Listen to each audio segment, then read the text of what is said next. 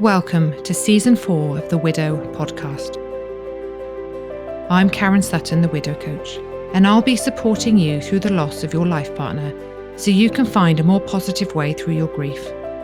Whether this is your first episode or you've been with me for a while, I want you to know you are capable of creating something meaningful after loss. And you don't have to do it alone.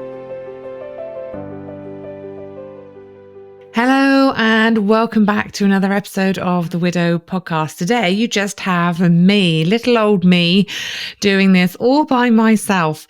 I wanted to do this episode because I think it's really important, and also I have been asked by people if I could talk about this topic, because it's something that I kind of say a lot in, the podcasts, on my social media posts, and people often kind of go, well, what does that mean? How do I do that?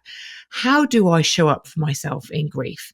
And I really want to help you, I guess, start to think about and learn. How can you start to really show up for yourself in grief? Grief is,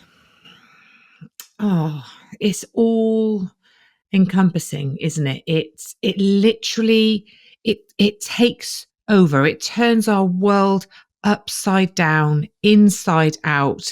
It's just chaos and mess. And I think we're often felt like we don't even recognize ourselves anymore. We don't know who we are. We start thinking differently, feeling differently, behaving differently, showing up differently. And, how do we start to find the answers in all of that chaos? How do we start to figure out who we are, what we want, where we're heading, what we do with all of these big emotions, these big feelings? How do we create a sense of safety within ourselves, in the world again? How? Well, we're not taught how to deal with grief, but B, even how to show up for ourselves. We're not taught how to care for ourselves. And one of the most transformative things I think that we can do is show up for ourselves in grief. And it's not easy. It really isn't. But it matters, because you matter. You might not feel like you matter. You might not feel very loving towards yourself at the moment because you feel so awful. You are all out of sync. You are all over the place. Everything feels really hard.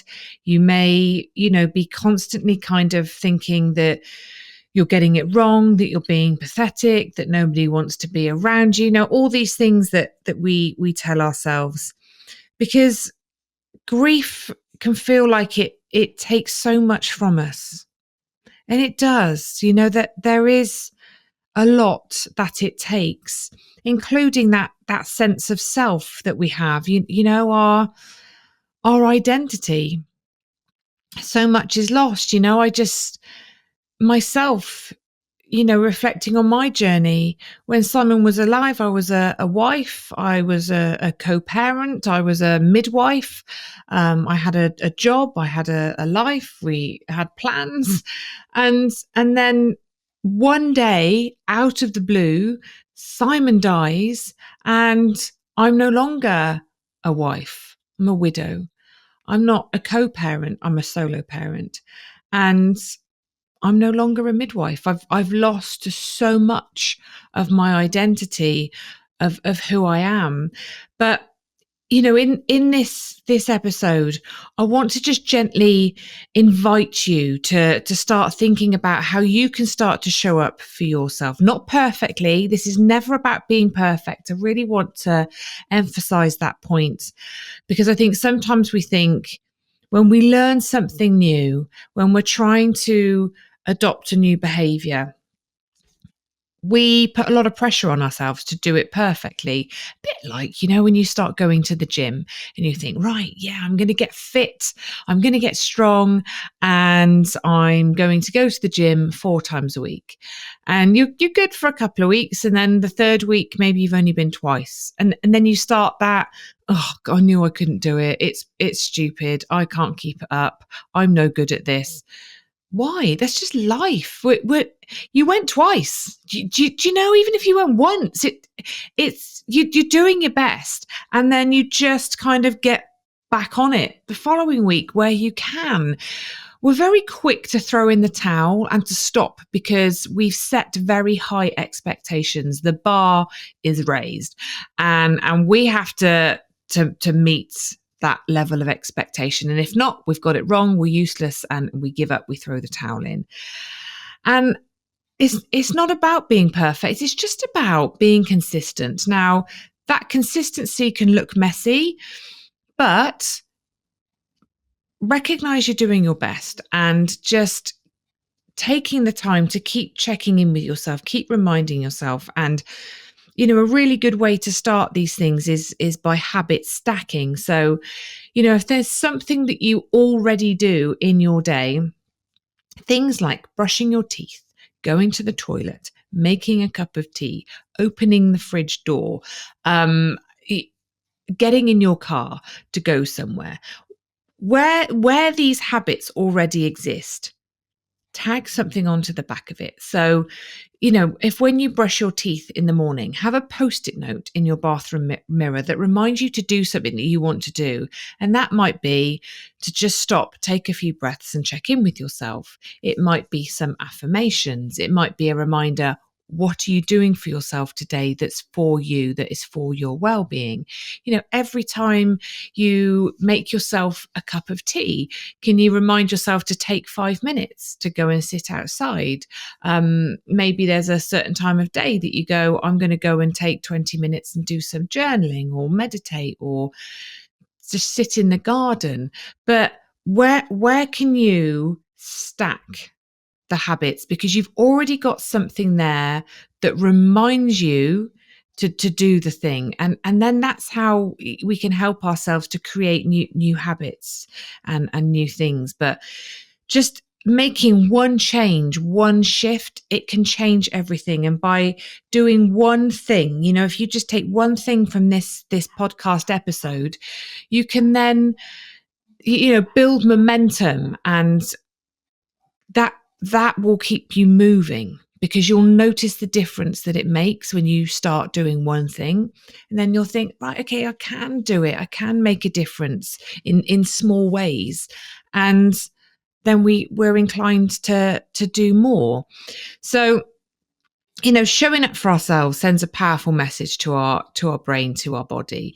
It tells us that we are worth it. We are worth showing up for, that we are enough. And a lot of what we do actually sends the opposite message. Do you know, you're not worth it. And we want to be sending that message to our brain, to our body, that kind of goes, I am safe, I am loved, and I can trust myself again. We want to try and rebuild that trust within, that sense of safety, that sense of, I'm here, I'm showing up for you, I've got your back, we can do this. You're kind of working as a team. As you know, probably from previous podcasts, that grief completely dysregulates our nervous system. Our nervous system is a complex system. I'm not going to go into it now in detail. It's something we look at more closely in Finding Hope in Widowhood. But it's important to understand that, being in a chronic state of stress isn't good for us mentally, physically, emotionally, or anything. And when our nervous system is dysregulated, we are in that chronic state.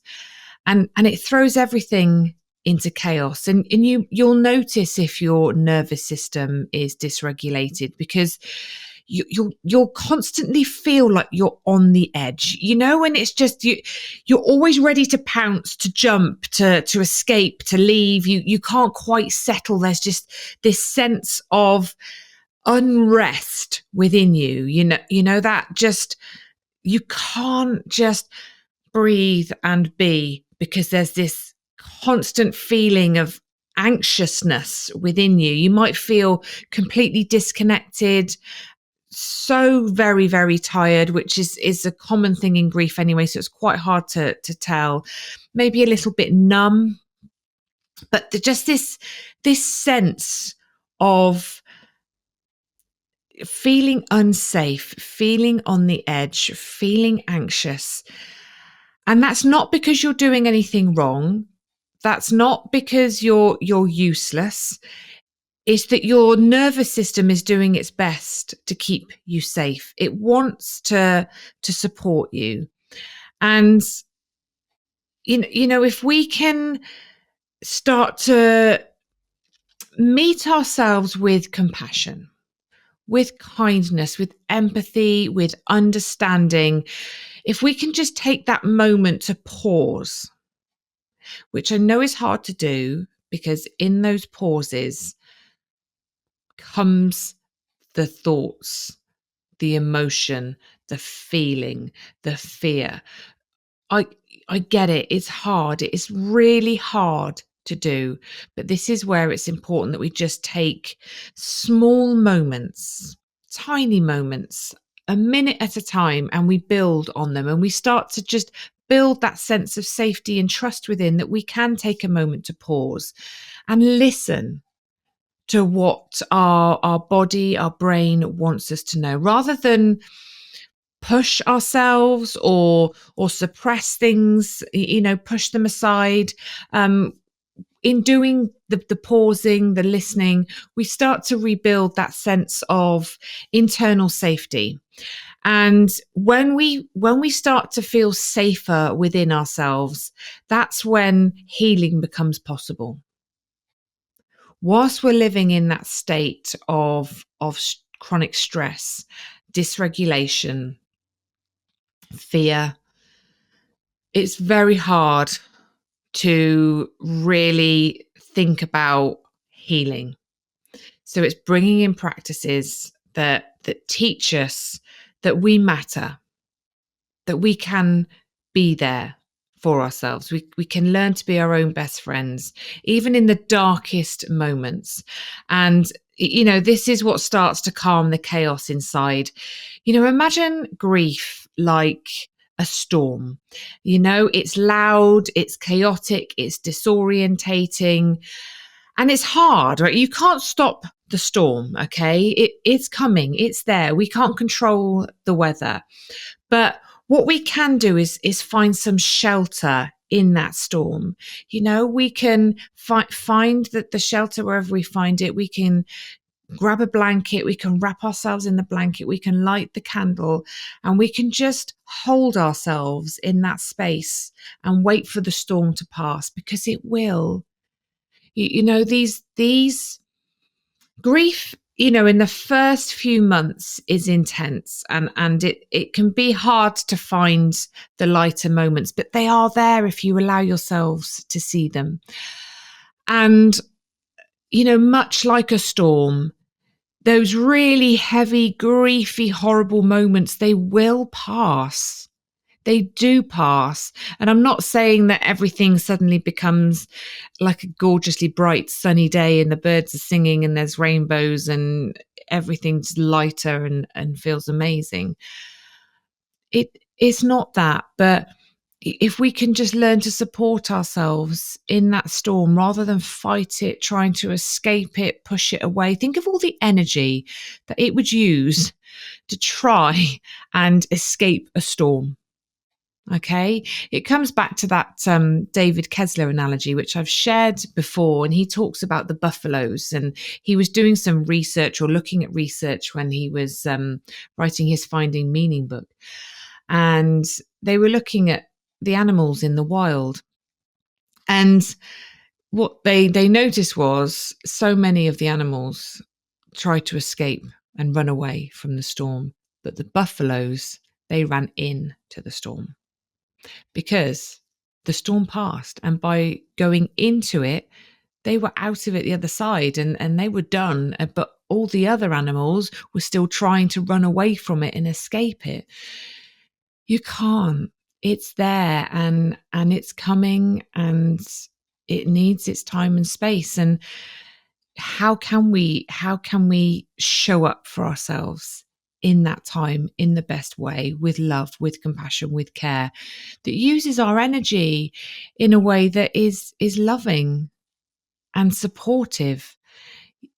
Fighting these things, it takes up so much. And just by meeting ourselves where we're at in those moments, and trying to show up for ourselves in the best way, of that utilizes our energy in the best way and our resources in the best way, again, it gives us that message that we are worth it, that we're worth showing up for, that we are enough, that we are loved, and we can create that sense of safety within. So, as I've said, we are not taught to sit with pain. We're not. And actually, as much as we're not taught to, as human beings, we are hardwired to escape pain, to fix it, to run away from it. And we do what we've learned to do over the years, what society has taught us, what caregivers have taught us, social media, movies, whatever it is. We've learned so much from so many different avenues and paths in our lifetime, that we learn how to deal with our feelings and emotions. And that often involves suppressing them, distracting ourselves from them, pushing them aside, denying them in some way. We shop, we work, we scroll, we drink, we date, we overcommit, we stay busy, we try to control what we can, because that feels like the ultimate loss of control. In grief, we feel like we've lost everything. And like I say, it feels like it's taken so much from us. And we often look outside of ourselves for solutions, for answers, for quick fixes. And we find these behaviors that we feel kind of help us, because they numb things out, they suppress things, they push them away. And it does help to a certain extent. I've done it myself. I've shared this before. For the first 2 years, really, I think, after Simon died, I did all of those things. I was on social media, I was dating, I was spending, I was distracting, I was drinking, I was eating, I was looking outside of me all the time for the answers. And I was desperately just trying to find things that would take me away from all of this pain. I didn't know. Now, I did feel it. I did express my emotions, but I didn't have the tools. I didn't know how to rebuild. And there were times when I maybe criticized myself for some of the choices that I made. And there were definitely times where I had shame, and I didn't like maybe who I'd become in that, and I didn't recognize maybe who I was and some of the choices I'd made. But through doing the work and learning everything I've learned, I don't have any shame around any of that anymore. I don't feel any guilt or even regret, to be honest, because I did what I had to do. I did what I had to do to survive. And yes, that involved making some questionable choices, doing some things that in my right mind, I wouldn't have made those choices. Probably wasn't in the right mind and any kind of right mind at the time. You're all over the place, right? And you don't know. And I didn't have the kind of support that I offer now. Then I couldn't find it.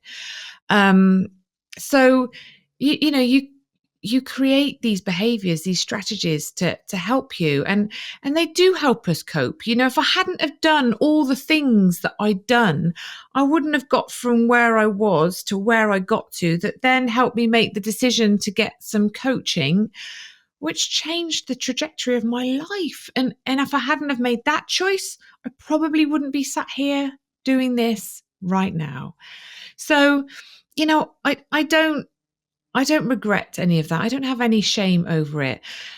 I'm glad it stopped. I'm glad I took the time to kind of go, do you know what? This isn't working for me anymore. Because what happens is we often create these behaviors and these strategies to numb out the pain.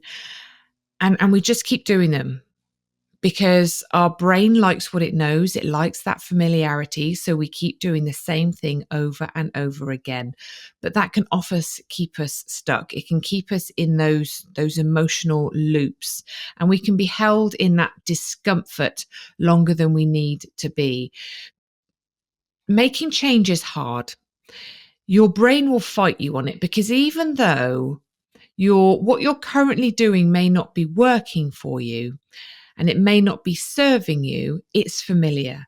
And our brain likes familiar. It likes what it knows, because it knows how to deal with the familiar. Even if it's not working for you, even if it's not serving you, it kind of goes, it's okay, because I know what's happening over here, and I know we can deal with it. And we've got all our behaviors, we've got all our strategies in place, and we're dealing with it. But unless that's the reality that you want to stay in, that's not what you want to keep doing. And sometimes we can really override our body's signals. We ignore the ache, the tiredness, the emotional tension.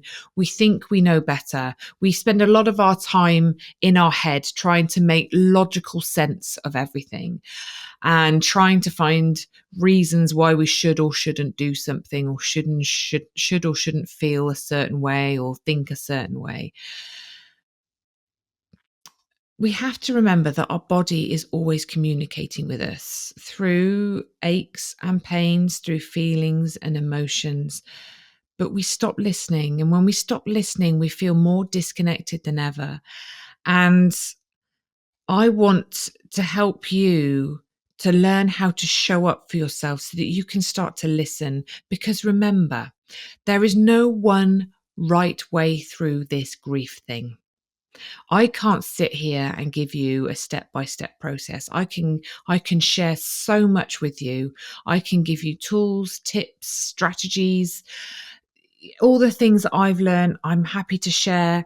You can come and join my program. You can join the membership. You can come on a retreat. You can do all of those things, but we have to start by stopping and listening to ourselves. Because as much as I can share all of that with you, ultimately it's your path, it's your journey, it's your way. And you have all the answers within you. What I do is help you access them and help you find them. Because when somebody says, you know what, you'll know this from listening to the podcast. You'll hear somebody say something, and sometimes something deeply resonates, and you're like, oh yes, that really speaks to me. And that's your information. Somebody else, you might listen to another conversation and somebody will say something, and you'll be less connected, less interested. You'll get less of a response from what's being said. And that's your body going, yeah, that's nice for them, but that's not what's right for me. You have so much wisdom within you. And when we slow down and we listen, we actually speed up the process. And I know, there's so much out there about, it has its own timeline and you can't change it, and it'll do its thing in its own way. And whilst I believe that is true, I think there's also an element of, it's not necessarily about the amount of time that passes, but it's what you do with it. And I think what you do with it can have a huge impact on your grieving journey, and can help or hinder that process for you. So where do we start? Where do we start with all of this? And as I always say this in my groups, with all of the workshops that I do in my program, with all of the sessions that we have in Remember, everything has to start with awareness. We have to be aware in the first place. We have to have a level of understanding, of truth and honesty. We have to be willing to see what is going on in the first place. That doesn't come easy to us. And, inviting ourselves to create that space to really notice what we're thinking, what we're feeling, what we're doing. And that takes real, raw, radical, messy, uncomfortable honesty. It's honestly, being honest with yourself is not easy. It's really not easy. We are so brilliant. We are so brilliant, myself included, at convincing ourselves that what we're doing is helping. Even when deep down we know it's not. We are brilliant at creating stories and truths around our lives that give us permission to continue in the way that we are currently thinking, feeling, behaving, that allows us to stay attached to stories, to belief systems, to God, just whatever it is that we're doing.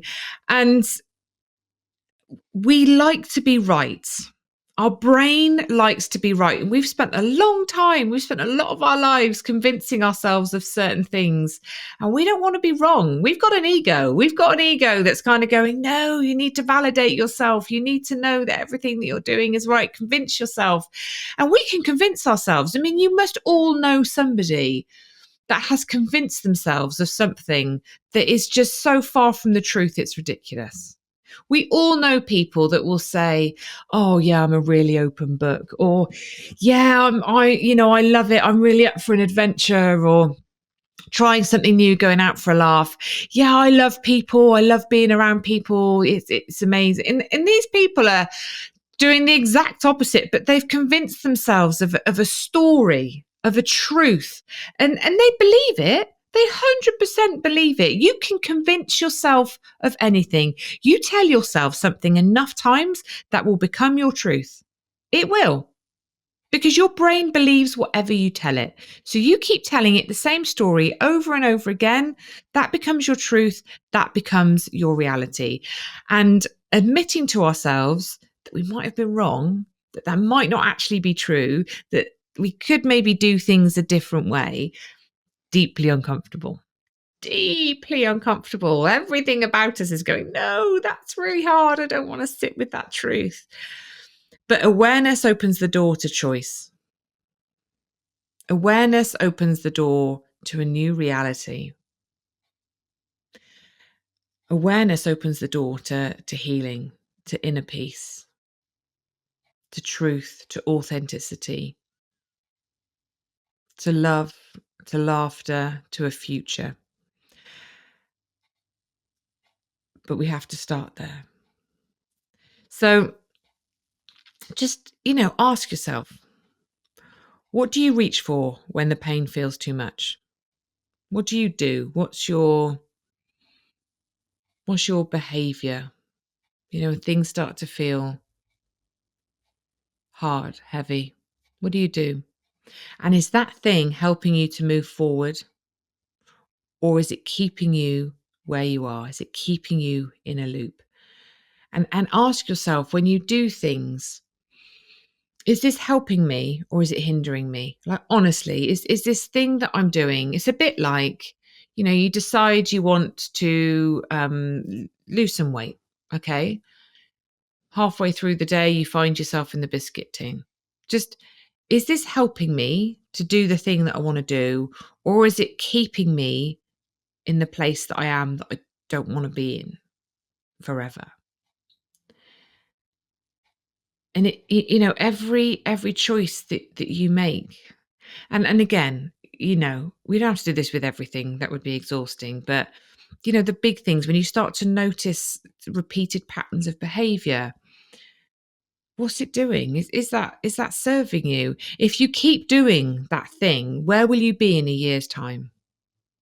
Because these little things, and we can convince ourselves that day to day they don't matter, because maybe they don't really in a day to day setting in isolation. But if we are doing those things repeatedly, daily, for a year, they're no longer in isolation. They accumulate. And what is the consequence of that action over the course of a year? And where will you be? Do you know? It's again, I keep coming back to trying to be healthier. Having 250 extra calories in a day on its own doesn't matter. But if you have 250 calories extra every single day for a year, what's that going to look like? So, you know, is what you're doing supporting the version of yourself that you want to become? And it's hard to kind of be honest with yourself. This isn't about shame or judgment. This isn't about kind of going, okay, this is really stupid of me. Why am I doing this? This isn't helping me. I'm useless. I'm an idiot. I can't do this. It's not worth it. And we get into that negative cycle. It's not about creating a space for criticism, for shame, for judgment. It's about truth. And from truth, we can build something real. And that's what we want to do. Because remember, if we don't show up for ourselves, if we don't do the thing that we know is going to help us, we keep sending a message to our body and our brain that we aren't worth it, that we don't matter. And that prolongs pain. It will prolong the pain. But we get to rewrite the story. We can show up and we can say, like, I do matter, I am worth it. And we can rebuild the connection within ourselves, which helps us to rebuild the connection with the world, with our loved one, with the people around us. And we start to feel better about ourselves. We build that confidence. Our self-esteem, we feel more in alignment. We can speak our truth. It takes time. It's not an overnight success story, but it can happen. And it's not going to happen by, completely overhauling your life. We're not talking about trying to fix everything overnight, making massive, huge changes and, throwing ourselves into a place of deep anxiety because it's too much with all of the other changes that we're trying to navigate. But it literally is by doing the small things. And I mean small things. Even if it's just for 1 minute, that sends that message to your nervous system that you are safe, you are loved, you are held, that you can show up for yourself. That it's okay to feel what you're feeling.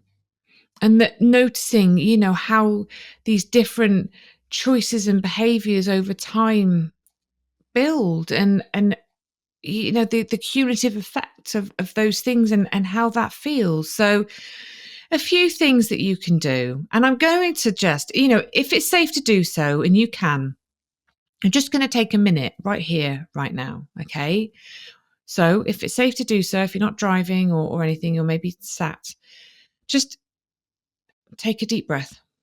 Big deep breath in through your nose, and as you exhale, just drop your shoulders, relax your body, release the tension. Take another deep breath in through your nose.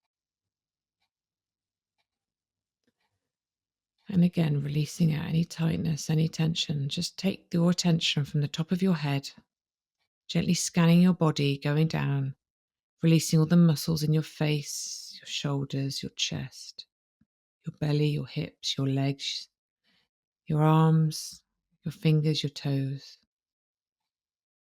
And another deep breath in. And release. Just as you do that, as you take those breaths, just noticing your body softening, relaxing just in this moment, in this minute. And really, it's as simple as that sometimes. In your day, whatever's going on, just stop and take a moment to deeply breathe. You will notice that when you are dysregulated, when you are stressed, when you are overwhelmed, when you are anxious, your breath will be very shallow and quick. And you'll feel it up here and you'll be just like almost panting, but it'll be a very shallow, quick breath. And what you want to do is just take time to really fill your lungs, let your belly expand as you breathe in, and just releasing it all out. Listen to your body, take those deep breaths, place a hand on your heart if it feels nice to do so. Sometimes it's nice just to kind of go, I'm here, I've got you. Feel that warmth, that connection, and just ask yourself, what do you need? What would be the kind thing for me to do today to help you? And just dropping into your body. What are you feeling? Are you feeling tired? Do you need to rest? Are you feeling like you need to get out in nature? Are you feeling like you need to connect with somebody? Do you need to watch something funny on the telly? Do you need to make yourself a half decent meal? Do you need to drink a few extra glasses of water? Do you need to arrange to do something in the next couple of weeks that you want to do? What is it? I don't know, but ask yourself, what do I need? Without judgment, without criticizing where you are, where you think you should be, or giving yourself a hard time, just what do you need? Stop expecting so much of yourself. We put so much pressure on ourselves. We think we should be able to show up in exactly the same way that we showed up before our person died, in that life, that version of us that existed when we were married or in a relationship, in a partnership, that, we all had our roles and responsibilities. We were doing different things. We had full use of our brain. We weren't utterly exhausted. The grief wasn't overwhelming, yet we still seem to think that we can carry on performing in the same way that we did then. Are you mad? Really? When you think about it, why on earth do you think that you can do all of those things in exactly the same way and navigate your grief, learn to live without your person, do all of the jobs that you did, all of the jobs that they did, manage all the life admin, the sadmin? If you think that that's possible, I don't know. I'm not going to say anything negative about that, but I would invite you to really sit with that. Are you expecting too much of yourself? Meet yourself where you're at. I think sometimes really showing up for ourselves means meeting ourselves where we are in that moment, without the expectation, without the criticism, without the judgment, and without the resistance of what is in that moment. We are terrible, most of us, at accepting what is in that moment, whether that's happy, sad, good, bad, positive, negative, whatever you want to label it as. And I've talked about this before in my Feelings and Emotions podcast, that when we drop the labels, when we drop the expectation of what we think we should be feeling and how we should be doing in any one particular moment, and actually just kind of go, what are you feeling? And it's okay. It's okay that you're feeling that way. What do you need? If you're feeling sad, do you need a day? Do you need a day to just sit under the duvet to cry? Do you need a day to connect with your person? Do you need somebody to come around and help you? If you're feeling uplifted and lighter, make the most of it. Don't judge it. Oh, I shouldn't be feeling like this. My person just died. This is terrible. It's not terrible. It's part of grief. The lighter days aren't you not grieving. It's part of grieving. You laughing is not you getting it wrong, or you not loving your person enough. You're not grieving in that moment. You're always grieving. It's you're relearning how to live again, and that looks many, many different ways. There's not one way to do this. So, Show up for yourself in that moment. What do you need? Stop thinking that it should be different, that it should be something else. Allow yourself to rest, to cry, to feel, to laugh, to do nothing. Take that duvet day. Do you know? I think we'd all benefit from taking those every now and then, just to recharge and remember, breathe, and then breathe again. You know, if that's the post-it note by the kettle or by your toothbrush to take those breaths, that is you showing up for yourself. It sounds simple, it sounds easy, but it's not, because showing up for ourselves is hard. We're not taught to do this. We're taught to put other people first, to be a good person, to be kind, to help others. But actually, you know, if we really want to show up for other people, if we really want to be kind and help others, then we have to show up for ourselves first. You know you best. And deep down, you know what you need. You just have to trust in yourself. You have to trust that your inner wisdom is there guiding you. Even if it feels quieter right now, you know, you feel like there's just so much noise and chaos in your mind. Find times where you can think about quieting them down. Meditate, journal, sit in the garden quietly for 5 minutes. Sleep, rest, book something fun for yourself. Whatever it is that you need to do, you know, and just let the answers come. They're there. They might not come exactly when you demand them or want them or expect them, but they will come. You just know that it's not always about having to fix yourself. It's not always about necessarily having to find the answers. It's showing yourself that you're worth supporting through this. It's showing yourself that you're worth being there for. You know, if you could show up for yourself like you would a friend you love deeply, what would that look like? You know, if you were to become your own best friend and listen to how you speak to yourself, listen to the choices that you make, and you know, just if you were your own best friend, if you loved yourself deeply, what would you do? And just try that thing, sort of one moment at a time. And know that, you know, if this is hard for you, you don't have to do this on your own. I cannot emphasize enough the power of community. I know I bang on about it, but honestly, this is where the magic happens, okay? Because you are then surrounded by people that are going through something similar, that are trying to do what you're doing, learn what you're learning, and are showing up for themselves. And when you surround yourself with people that are inspiring, uplifting, doing the things that you want to do, it has a huge impact on you. Huge. It it changes so much. You feel less alone. You know, we're not designed to carry all this pain in isolation. And there is so much healing that happens when we are witnessed, when we feel held by others who understand. That alone is deeply healing, especially when we are living in a world where we really don't feel like people understand. We really don't feel like they get it. This is why, you know, I created my membership, Remember, and my program, Finding Hope in Widowhood. Um, you know, I'm running a free event at the end of September, Awakening Hope, and it's free.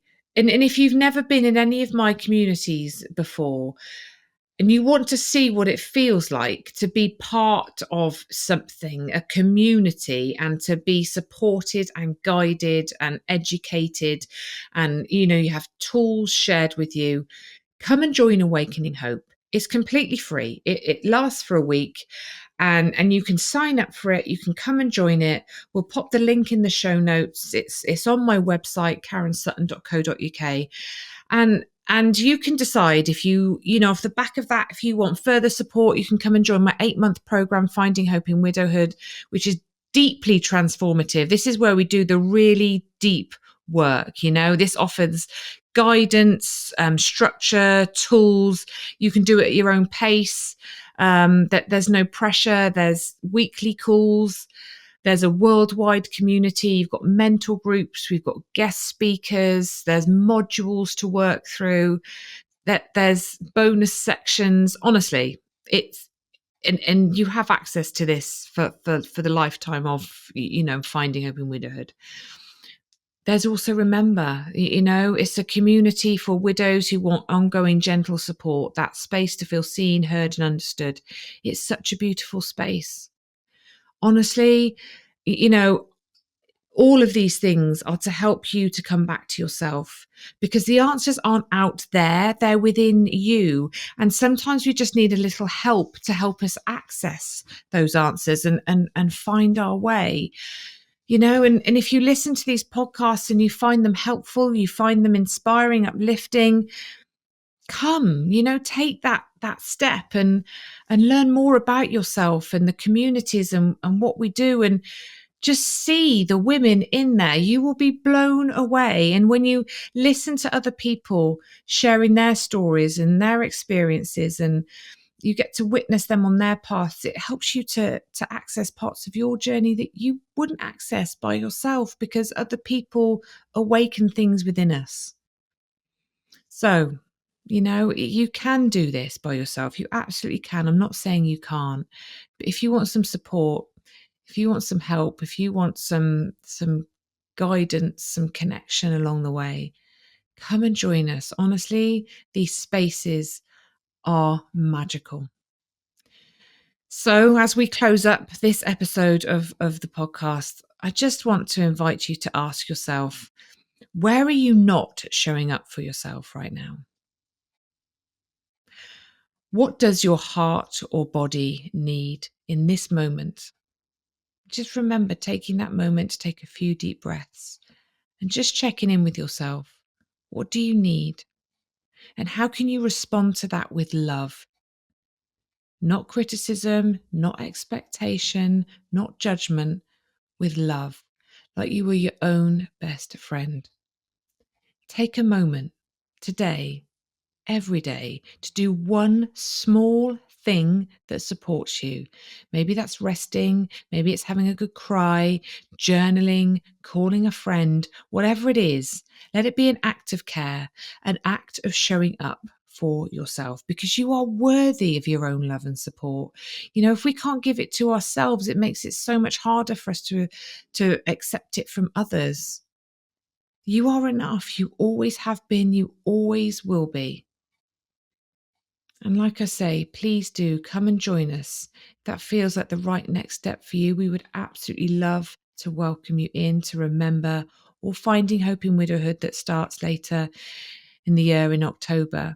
But please do sign up for Awakening Hope and come and experience the power of community. And remember, by listening to this podcast, this is you showing up. This is you doing an act of love. So thank you for being here. Thank you for showing up, for listening, being open to this conversation. Remember, I'm here to help you, to support you, to walk alongside you. And I am sending you lots of love, as always. If you are a widow searching for hope, some light in the darkness, I have just the thing for you. From the 22nd to the 26th of September 2025, I will be running Awakening Hope. Awakening Hope is a free, transformative, 5-day immersive experience created specifically for widows and surviving partners. You will gain so much from our time together. You will leave with a renewed sense of hope. You will feel uplifted, nurtured, inspired, and connected. We will meet every day online via Zoom, and we will talk about things like facing our feelings, cultivating self-compassion, rediscovering who we are after the loss of our person, and I'll be sharing my unique resilience framework with you as well. This is an incredible event. People have gained so much from it when I've run it before. You will take lots away with you. There is so much wisdom shared by everyone in this community. It is completely free. You can come and join us. You will take so much from it. If you can't make it live, please don't worry. It will all be recorded and you can catch up on the replays. If you're finding it hard, if you feel lost, alone, like you've lost your place in the world, come and join us. Honestly, together we really are so much stronger. And if you want more after we finish, it will give you a taste as to what it's like in my 8-month program, Finding Hope in Widowhood. And you can sign up to join us there as well if you want to. But if not, Awakening Hope will give you gold to take away with you. So please come and join us the 22nd to the 26th of September 2025. You can sign up on my website, karensutton.co.uk, or the link will be here in the show notes. I so look forward to seeing you there and helping you to take steps towards a brighter future. Thank you so much for listening to the Widow Podcast with me, Karen Sutton. If you would like more support, head to karensutton.co.uk. or explore the many other episodes for more conversations and support. You can do so much to help you take steps forward towards a brighter future, and I'd love to help you do that.